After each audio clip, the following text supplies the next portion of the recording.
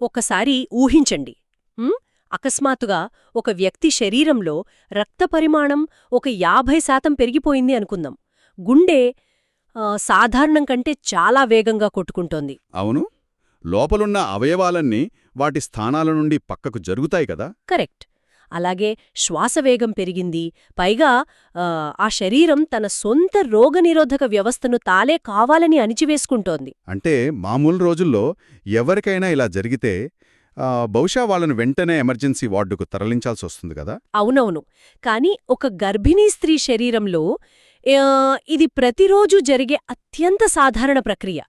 ఈనాటి మన లోతైన విశ్లేషణలో ఈ గర్భధారణ, పిండం అభివృద్ధి గురించి మాట్లాడుకోబోతున్నాం. ఖచ్చితంగా. తల్లి శరీరంలో జరిగే ఈ సంక్లిష్టమైన మార్పుల గురించి మన దగ్గరున్న వైద్య సమాచార వనరులను పరిశీలిద్దాం. సరే, దీని కొంచెం విడమర్చి చూద్దాం. ఇదొక మామూలు మార్పు కాదు. అంటే పాత ఇంటిని కూలగొట్టకుండానే లోపలున్న ఎలక్ట్రికల్ ఇంకా ప్లంబింగ్ వ్యవస్థలన్నిటినీ పూర్తిగా మార్చేసే అంతటి భారీ ఓవర్హాల్ అన్నమాట ఇది. అదే కదా. అసలు ఈ అద్భుతమైన జీవక్రియ వెనుక శరీరం ఎలాంటి సవాలుని ఎదుర్కొంటుంది, అది ఎలా నెట్టుకొస్తుంది అనేదే ఈ చర్చ ప్రధాన ఉద్దేశ్యం. అవును. అంటే గర్భధారణ అనేది కేవలం గర్భాశయానికే పరిమితమైన ఒక స్థానిక సంఘటనలా కనిపిస్తుంది కాని అది మొత్తం శరీరాన్ని తన ఆధీనంలోకి తీసుకుంటుంది కదా. 100% గర్భధారణ సమయంలో శరీరం తన పాత నియమాలను పూర్తిగా పక్కన పెట్టేస్తుంది. మనం సేకరించిన వైద్య డాక్యుమెంట్లు, రీసెర్చ్ నోట్సు పరిశీలిస్తే ఒక విషయం స్పష్టమవుతుంది. ఏమిటది? మెదడు నుండి కాలివేళ్ల వరకు ప్రతి అవయవం ఒక కొత్త జీవికి అనుగుణంగా తన పనితీరును మార్చుకుంటుంది. ఇది అర్థం చేసుకోవాలంటే మనం అసలు సృష్టికి పునాది పదే ప్రారంభ దశలకు వెళ్ళాలి. ఓహో, అంటే ఫలదీకరణ జరిగినప్పుడు నుండా? కాదు. ఎందుకంటే ఒక బిడ్డ పుట్టడానికి బీజం పడేది ఆ తల్లి గర్భం దాల్చినప్పుడు కాదు, ఆ తల్లి స్వయంగా తన తల్లి కడుపులో పిండంగా ఉన్నప్పుడే. వెయిట్, నిజంగానా? నేను చదివినప్పుడు కూడా ఇదే అనిపించింది. అంటే ఒక భవనం కట్టడానికి దశాబ్దాల ముందే బ్లూప్రింట్ గీసి దాన్ని ఒక టైం క్యాప్సూల్లో దాచిపెట్టినట్లుందిది. అవును, అదే ఆసక్తికరమైన పాయింట్. ఒక ఆడ శిశువు తల్లి గర్భంలో ఉండగా, అంటే కేవలం 5 నెలల వయసులోనే ఆమె శరీరంలో ప్రైమరీ ఊసైట్స్ పూర్తిగా అభివృద్ధి చెందుతాయి. అంటే ప్రాథమిక అండాలన్నమాట. 5 నెలలకే అవి డెవలప్ అయిపోయి ఆగిపోతాయా? కరెక్ట్. జీవశాస్త్రంలో దీన్ని మియోసిస్ 1 ప్రోఫేజ్ దశ అంటారు. ఆ 5 నెలల పిండం దశలో అండాల ఉత్పత్తి ఒక కొలిక్కొచ్చి అలా సస్పెండెడ్ యానిమేషన్లో, అంటే స్తంభించిపోయి ఉండిపోతాయి. వావ్! మరి అవి మళ్ళీ ఎప్పుడు యాక్టివ్ అవుతాయి? ఆ తర్వాత ఆ పాప పుట్టి పెరిగి యుక్త వయసు వచ్చిన తర్వాత ప్రతినెలా వచ్చే ఋతుచక్రంలోని హార్మోన్ల అలల వల్ల కొన్ని అండాలు మళ్లీ నిద్రలేస్తాయి. ఓహో, అంటే అప్పుడవి ఫలదీకరణకు సిద్ధమవుతాయి కదా? అవునండి. అప్పుడవి సెకండరీ ఊసైట్లుగా మారి మియోసిస్ 2 మెటాఫేజ్ అనే ఇంకొక దశలో ఆగిపోతాయి. స్పర్మ్ వచ్చి కలిసే వరకు అవి ఆ దశను దాటవు. అంటే ఒక లాక్ను తెరవడానికి కీ కోసం ఎదురుచూస్తున్నట్లన్నమాట. సరే, ఫలదీకరణ జరిగిన తర్వాత ఒక 6 నుండి 7 రోజులకు ఆ పిండం వెళ్ళి గర్భాశయ గోడకు అతుకుంటుంది కదా? అవును, ఇంప్లాంటేషన్ జరుగుతుంది. ఇక్కడే అసలు కమ్యూనికేషన్ మొదలవుతుంది అని వనరులు చెబుతున్నాయి.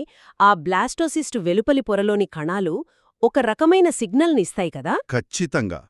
ఆ కణాలను సిన్సిటియోట్రోఫోబ్లాస్ట్ అంటారు.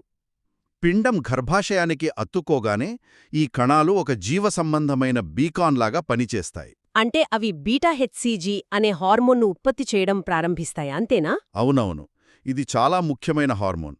రక్తంలో కేవలం 8 రోజులకు, మూత్రంలో 14 రోజులకు ఇది కనిపిస్తుంది. ప్రెగ్నెన్సీ టెస్ట్లు పాజిటివ్ అని చూపించేది దీని ఆధారంగానే. కానీ కేవలం మనం టెస్ట్ చేసుకోవడానికే శరీరం దీన్ని తయారు చెయ్యదు కదా? దీని వెనుక అసలు ఉద్దేశ్యమేమిటి? దీని ప్రధాన ఉద్దేశమేంటంటే అండాశయంలోని కార్పస్ లూటియం అనే భాగాన్నే కాపాడటం. సాధారణంగా ఋతుచక్రంలో గర్భం రాకపోతే ఇది నశించిపోతుంది. ఓహో, అంటే ఈ బీటా-హెచ్సీజీ సిగ్నల్ వల్ల అది బతికుంటుందన్నమాట. కరెక్ట్. బతికి ఉండి ప్రొజెస్టరాన్ అనే హార్మోన్ను విపరీతంగా ఉత్పత్తి చేస్తుంది.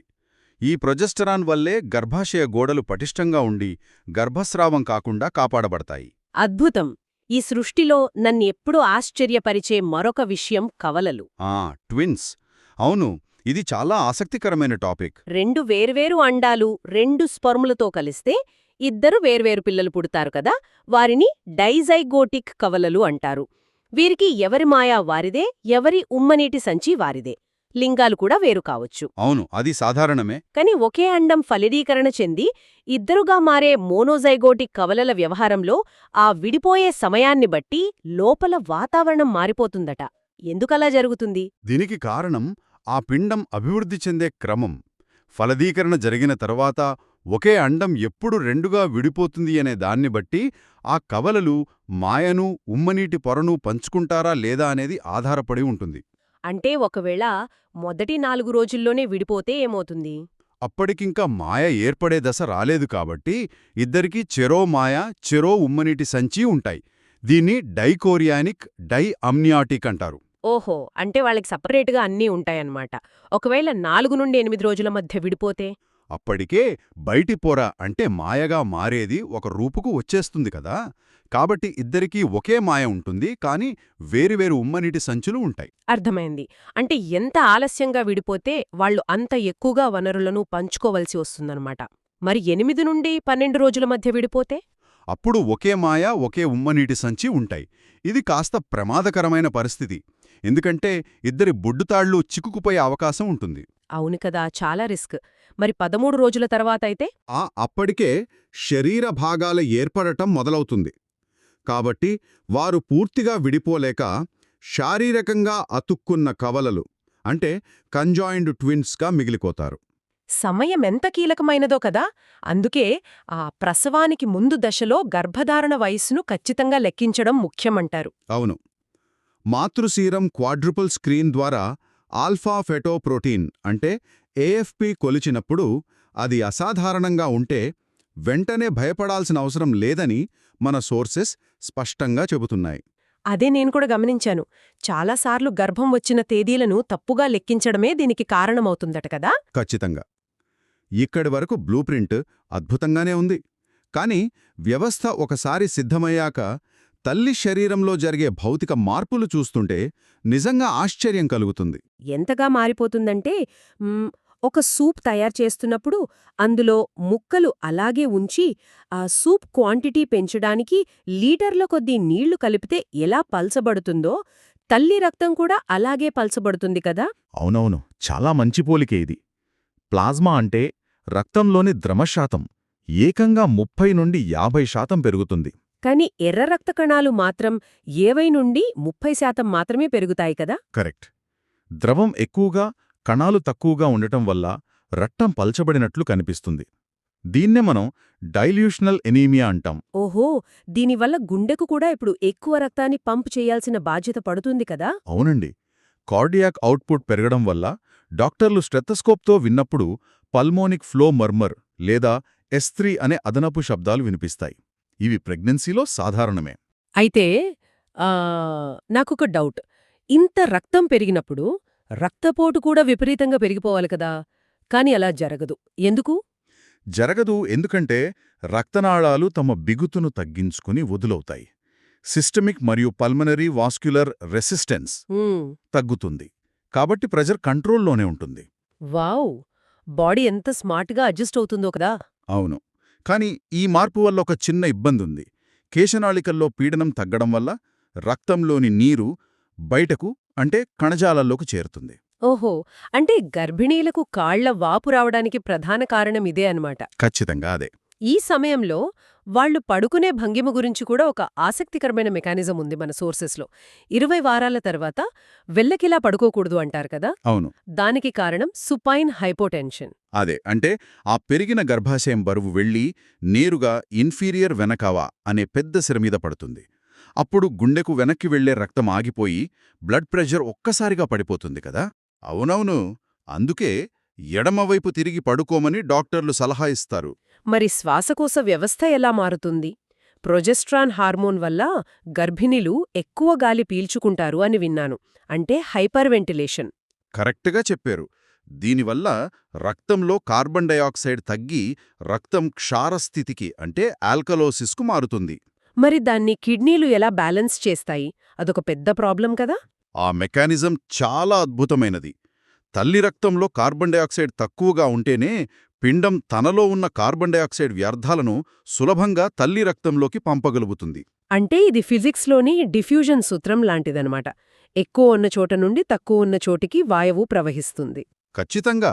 అయితే తల్లి రక్తం మరీ క్షారంగా మారకుండా ఉండటానికి మూత్రపిండాలు బైకార్బోనేట్ను మూత్రం ద్వారా ఎక్కువగా విసర్జించి ఒక సమతుల్యతను తీసుకొస్తాయి.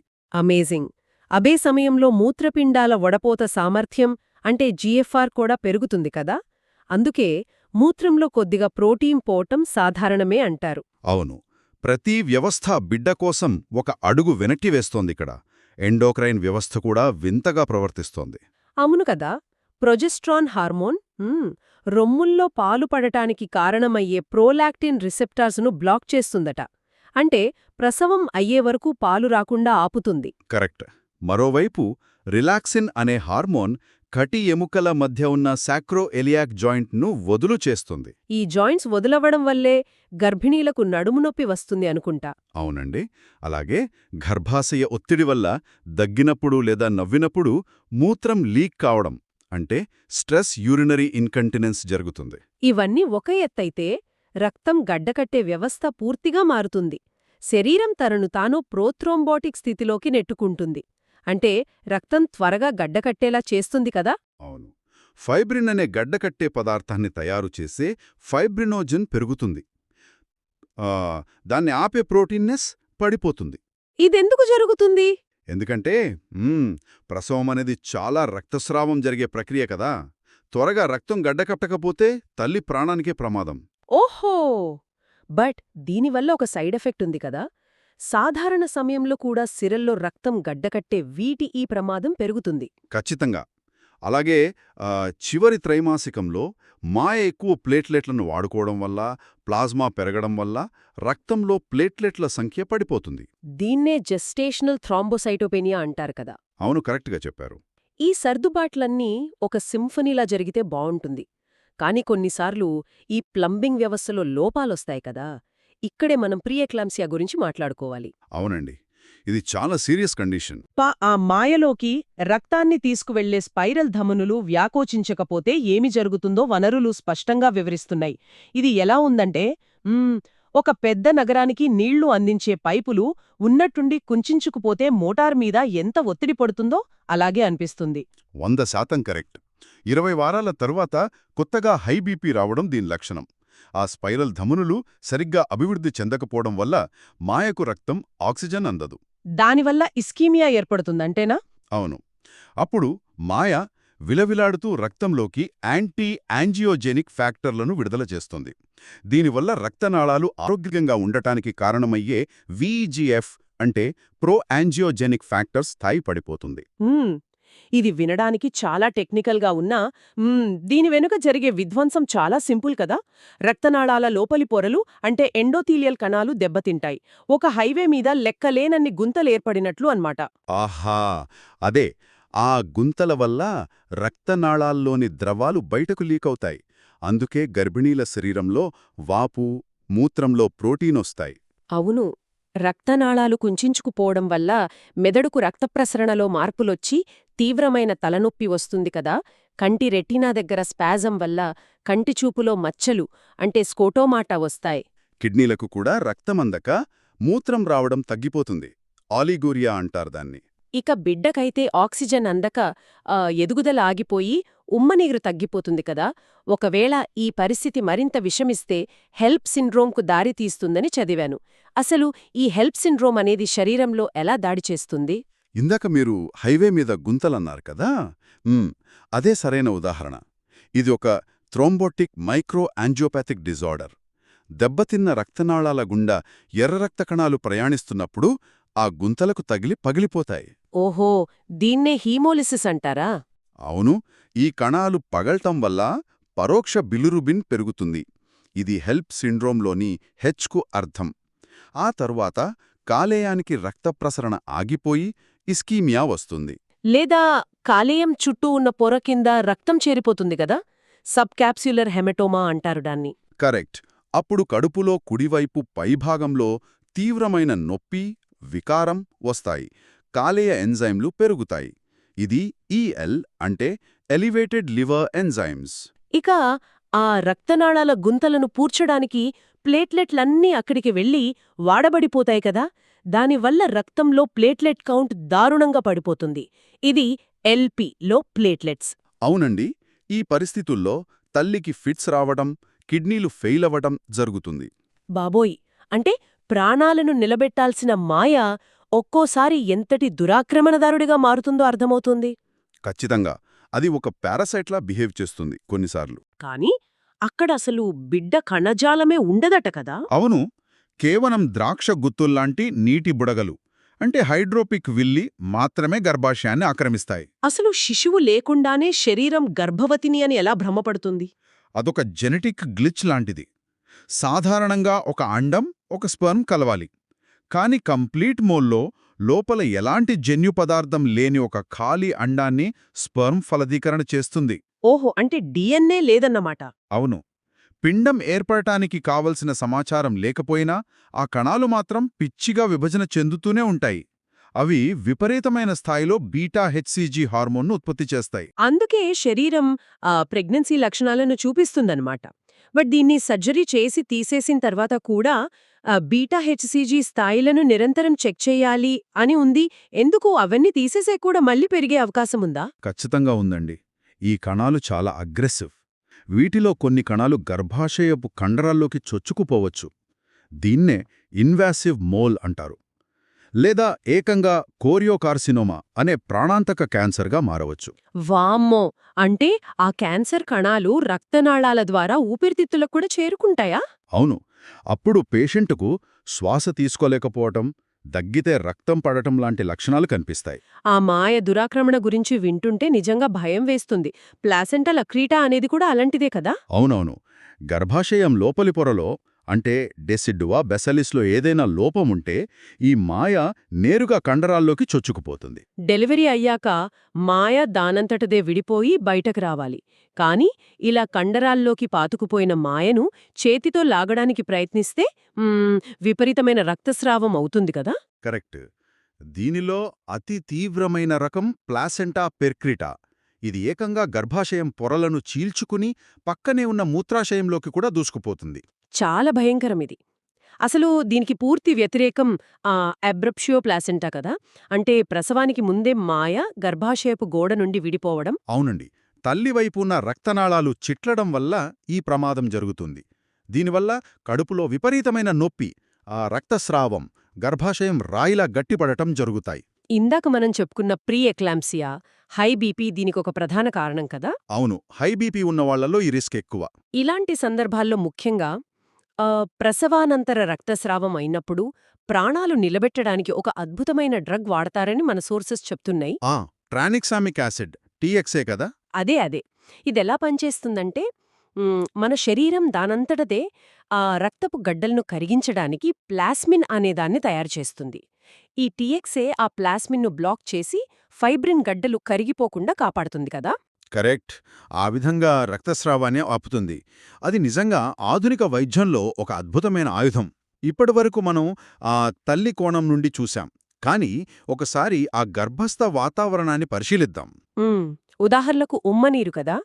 పిండం చుట్టూ ఉండే ఉమ్మనీరు అసాధారణంగా పెరిగిపోవడాన్ని పాలీహైడ్రామ్నియాస్ అంటారు.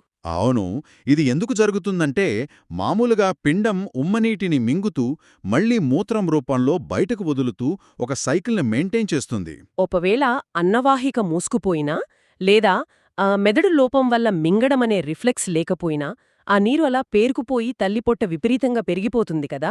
కరెక్ట్. అది లోపలి సమస్య. కానీ బయటి రసాయనాలు లేదా మందులు లోపలికి వెళితే దాన్ని టెరాటోజెన్లు అంటాం కదా, వాటి గురించి వనరులు ఒక స్పష్టమైన హెచ్చరిక ఇస్తున్నాయి. అవును, నేను చూశాను. మూర్ఛకు వాడే వాల్ప్రోయేట్, బైపోలార్ డిజార్డర్కు వాడే లిథియం లాంటివి. ఇవి పిండంపై ఎలా దాడి చేస్తాయి? ప్రతి మందుకి ఒక నిర్దిష్టమైన మెకానిజం ఉంటుందండి.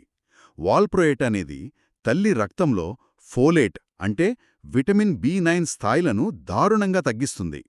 మెదడు వెన్నెముక నాడి వ్యవస్థ ఏర్పడటానికి ఫోలేట్ చాలా అవసరం. ఓహో, అది లేకపోవటం వల్ల న్యూరల్ ట్యూబు సరిగ్గా మూసుకోదు కదా, దానివల్ల వెన్నెముక లోపాలు వస్తాయి. అవును, మెనింగోసెల్ లాంటివి అన్నమాట. ఇక లిథియం విషయానికొస్తే అది పిండం గుండె కవాటాల అభివృద్ధిని అడ్డుకుంటుంది. దీన్నే ఎప్స్టీన్ అనామలీ అంటారు కదా. కరెక్ట్. ఇందులో కుడి కర్ణిక జఠరిక మధ్య ఉండే ట్రైకస్పిడ్ వాల్వ్ కిందికి జారిపోయి ఉంటుంది. దీనివల్ల కుడి జఠరిక కుంచించుకుపోయి గుండె పంపింగ్ సామర్థ్యం దెబ్బతింటుంది. ఆ రసాయనాలే కాదు, సూక్ష్మజీవులు కూడా మాయను దాటుకుని వెళ్లగలవు అని ఉంది. రుబెల్లా వైరస్ గురించి కదా. అవును, రుబెల్లా తల్లికొస్తే కేవలం దద్దుర్లు కీళ్లనొప్పులతో ఆగిపోతుంది. కాని అది పిండానికి సోకితే దాన్ని కంజెనిటల్ రుబెల్లా సిండ్రోమ్ అంటారు. అప్పుడు బిడ్డ పుట్టగానే కంటి చుక్లాలు, వినికిడి లోపం మరియు గుండెకు సంబంధించిన పేటెంట్ డక్టస్ ఆర్టెరియోసిస్ అనే లోపం వస్తాయి కదా. అవును, అందుకే గర్భం దాల్చడానికి ముందే మహిళలు రుబెల్లా వ్యాక్సిన్ తీసుకోవాలి. అలాగే సిఫిలిస్ ఇన్ఫెక్షన్ సోకితే పిండానికి ఆహారమందించే నాభితాడు వాచిపోయి కణజాలం చీము పట్టినట్లుగా దెబ్బతింటోంది అని కూడా ఉంది. ఇన్ని గండాలు దాటి ప్రసవం పూర్తయి ఆ శిశువు బయటకు రాగానే ఇంకొన్ని తక్షణ సవాళ్లు ఎదురవుతాయి కదా. ఖచ్చితంగా ఎదురవుతాయి. చీకటిగా, వెచ్చగా, నీటిలో తేలుతూ ఉన్న ప్రపంచం నుండి ఒక్కసారిగా ఈ పొడిగాలిలోకి రావడం శిశువుకు ఒక పెద్ద షాక్. పుట్టగానే ఎదురయ్యే మొదటి సమస్య విటమిన్ కే లోపం. అవును, గర్భంలో ఉన్నప్పుడు మాయ ద్వారా విటమిన్ కే సరిగ్గా సరఫరా కాదు. పుట్టాక తల్లిపాలల్లో కూడా ఇది తక్కువగానే ఉంటుంది. కరెక్ట్. రక్తం గడ్డకట్టే ప్రోటీన్లకు విటమిన్ కే అత్యావశ్యకం. పుట్టగానే ఈ ఇంజెక్షన్ ఇవ్వకపోతే శిశువుకు, ముఖ్యంగా మెదడులో రక్తస్రావమయ్యే తీవ్రమైన ప్రమాదముంది. ప్రసవ సమయంలో ఆ తల బయటకొచ్చేప్పుడు ఎదురయ్యే మెకానికల్ ఒత్తిడి వల్ల కూడా గాయాలవుతాయి. నేను వనరుల్లో చదివిన ఒక పాయింటు నన్ను నిజంగా ఆశ్చర్యపరిచింది. సబ్గేలియల్ హెమరేజ్ గురించే కదా మీరు చెప్పేది? అవును. తల మీద కేవలం వాపు కదా అని నిర్లక్ష్యం చేస్తే ప్రాణాలకే ప్రమాదమట కదా. డ్యూరల్ సైనస్లు మరియు స్కాల్ప్ మధ్య ఉండే ఎమిసరీ సీరలు తెగిపోవడం వల్ల ఎముక పైపొరకు మరియు తల చర్మానికి మధ్య రక్తం వేగంగా చేరిపోతుంది. అవును, ఇది ఎంత భయంకరంగా ఉంటుందంటే శిశువు శరీరంలోని మొత్తం రక్తంలో సగం ఇక్కడే చేరిపోయి ఆ బేబీ షాక్లోకి వెళ్లి మరణించే ప్రమాదం ఉంది. చాలా డేంజరస్. దాన్ని డాక్టర్లు చాలా నిశితంగా పరిశీలిస్తారు కదా. ఖచ్చితంగా. ఇక ఇంకొక సమస్య టార్టుకోలిస్. గర్భంలో శిశువు మెడ వంకరగా ఇరుక్కుపోయినా లేదా డెలివరీ సమయంలో మెడ కండరాలకు గాయమైనా ఇది వస్తుంది. ఓహో, అంటే 2-4 వారాల వయస్సులో బేబీ తల ఎప్పుడూ ఒక వైపుకు వంచేసుకుని ఉంటాడంతేనా? కానీ సింపుల్ స్ట్రెచ్చింగ్ వ్యాయామాలతో దీన్ని సరిచేయవచ్చు అని చదివాను. అవునండి, తగ్గిపోతుంది. ఒకవేళ తల్లి గర్భధారణ సమయంలో ఓపియాయిడ్స్ వాడినట్లయితే ఆ శిశువు పుట్టగానే విడ్రాయల్ సిమ్టమ్స్ ఎదుర్కొంటాడు.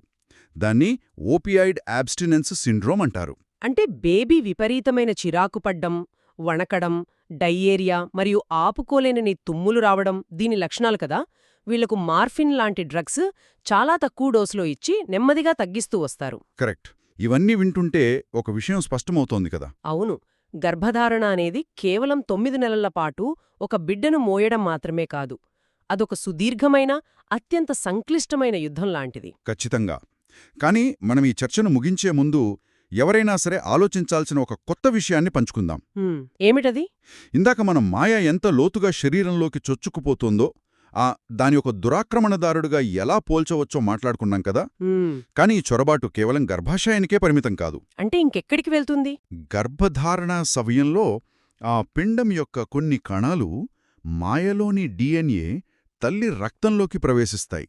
ఆశ్చర్యకరమైన విషయం ఏమిటంటే ఈ కణాలు ప్రసవం పూర్తయిన తరువాత బయటికి వెళ్ళిపోవు. దశాబ్దాల పాటు తల్లి శరీరంలో, ఆమె గుండెలో, మెదడులో, ఇతర అవయవాలలో జీవించి ఉండిపోతాయి. వావ్, నిజంగానా? దీన్నే మైక్రోకైమెరిజం అంటారు కదా. కరెక్ట్గా చెప్పారు. ఒకసారి ఆలోచిస్తే ఒక కొత్త జీవి కోసం వ్యవస్థలన్నీ మారడమే కాదు, ఈ కణాల చొరబాటు వల్ల ఒక స్త్రీ యొక్క జీవశాస్త్రీయ గుర్తింపు, ఆమె రోగనిరోధక వ్యవస్థ శాశ్వతంగా మారిపోతాయి. అంటే ఒకసారి తల్లైన తర్వాత జీవశాస్త్రీయంగా ఒక స్త్రీ ఇకపై ఎన్నటికీ ఒంటరి కాదు. తన బిడ్డ కణాలు ఎప్పటికీ తనలోనే శ్వాసిస్తూ ఉంటాయి. అవును, ఇది మన మానవ పరిణామక్రమం గురించి ఏం చెప్తుందో కదా. ఖచ్చితంగా. ఇది చాలా అద్భుతమైన ఆలోచన. ఈరోజు మనం ఎన్నో వింతలు తెలుసుకున్నాం. మళ్ళీ ఇంకో సరికొత్త టాపిక్తో కలుద్దాం.